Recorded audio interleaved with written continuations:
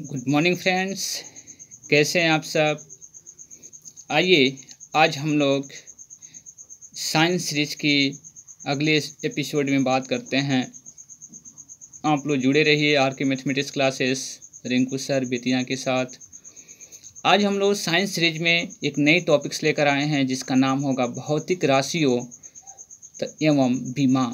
यानी कि भौतिक जो राशियाँ हैं वह उसकी बीमा क्या हैं, इन बीमीय सूत्र के बारे में आज हम लोग चर्चा करेंगे। बीमीय सूत्र है क्या, इसको समझना है। सबसे पहले आपको LMLT लिखा हुआ है। इसका M का अर्थ होता है मास, L से आपके पास लेंथ और T से होता है टाइम।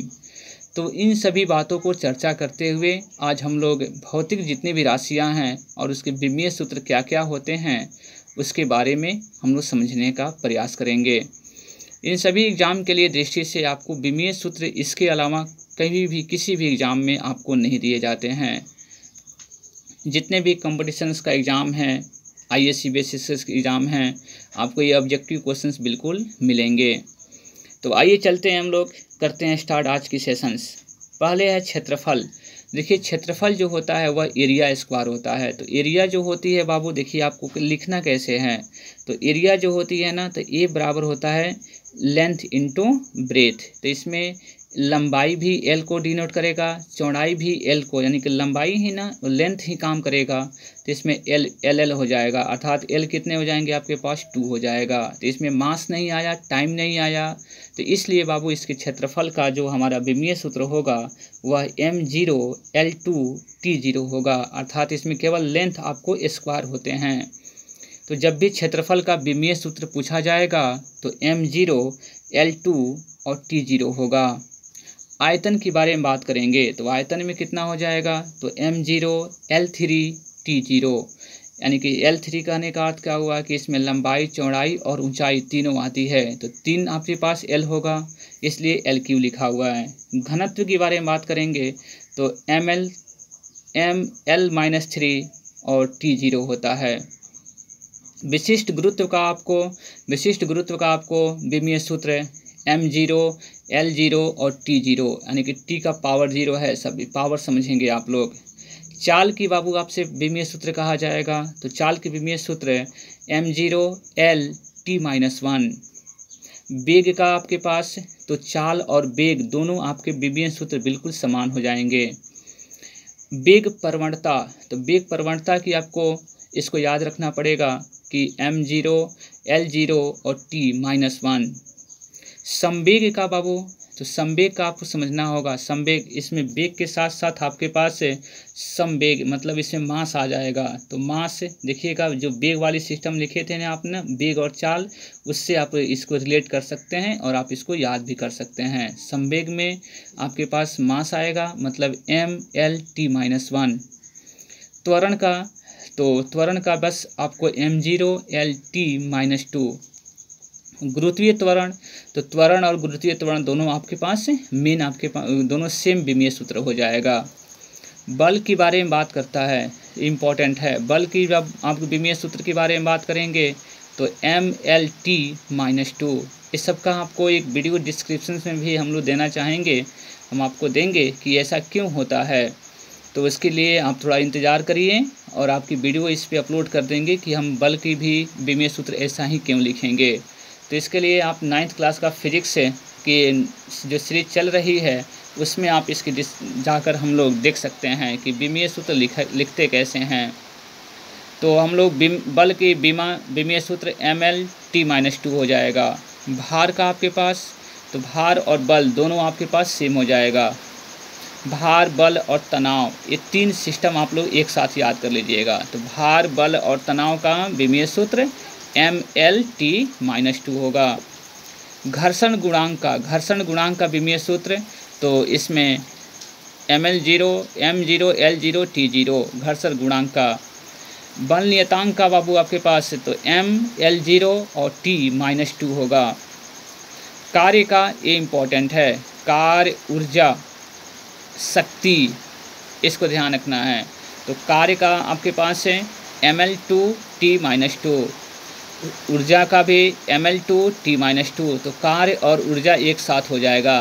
कार्य और ऊर्जा आप एक साथ याद कर सकते हैं। शक्ति का जो है तो mL/T-3, mL/T-3। आवेग का कितना है तो mL/T-1, mL/T-1। कोणीय वेग का जब आप आएंगे तो कोणीय वेग इसमें m0 L0 T-1। कोणीय त्वरण के बारे में बात करेंगे तो m0 L0 T-2। जड़त्व आघूर्ण का विमीय सूत्र mL/T0। कोणीय संवेग का तो mL/T-1। गुरुत्वाकर्षण नियतांक का आपके पास mL-1 L3 T-2। प्रतिबल का तो mL-1 T-2। चुंबकीय फ्लक्स इम्पोर्टेंट है एग्जाम के लिए। तो चुंबकीय फ्लक्स के लिए आपके पास mL2 T-2 A-2। चुंबकीय प्रेरण क्या होते हैं तो mL2 T-2 A-1। प्रेरकत्व का होता है mL2 T-2 A-2। प्रतिरोध का काम करेंगे तो प्रतिरोध का तो mL2 T-3 A-2। विभवांतर का तो mL2 T-3 A-1। गुप्त ऊष्मा का आपके पास करना होगा तो m0 L2 T-2। ताप का केवल क्या होता है केल्विन होता है। ऊष्मा का mL2 T-2। विशिष्ट ऊष्मा का तो m0 L2 T-2 K-1। ऊष्मा धारिता का क्या हो जाएगा तो mL2 T-2 K-1। पृष्ठ तनाव का mL0 T-2। संयानता गुणांक का mL-1 T-1। यंग गुणांक का आपके पास तो mL-1 T-2।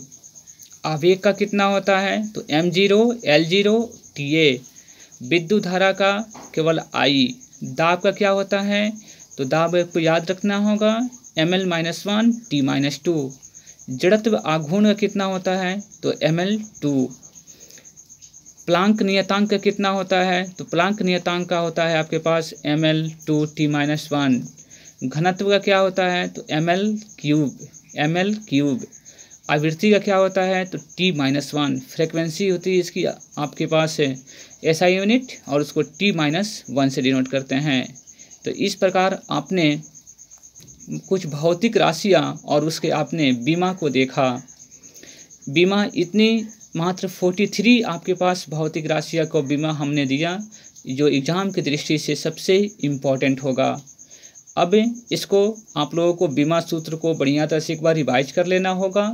यदि आप इसकी डीपली नॉलेज जाना चाहते हैं कि आखिर हम लोग घनत्व का यदि mL3 ही क्यों लिखते हैं तो आप उसके 9th की फिजिक्स को वीडियो अपलोड किया जा रहा है। आप उस सीरीज को देख सकते हैं कि विमीय सूत्र कैसे निकालते हैं।